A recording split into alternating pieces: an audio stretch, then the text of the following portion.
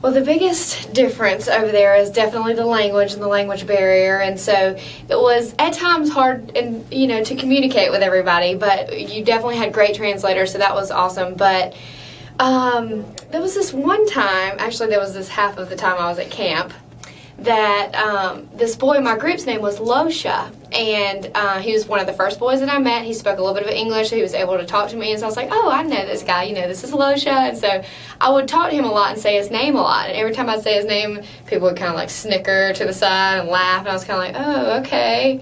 Everyone's laughing that I know Losha, and so about halfway through our session at camp, I realized that if you don't say your L correctly in his name, it sounds like horse in Russian.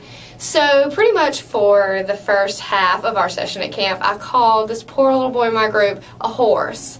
And he just smiled the whole time and always answered me, and I felt so bad. So I told him later, and I gave him a good gift at the end of the session. I was like, I'm so sorry. I didn't know how to say your name, and I called you a horse. But I learned how. You just have to put your L in the right place. It took me a really long time, though, but I can finally say his name correctly.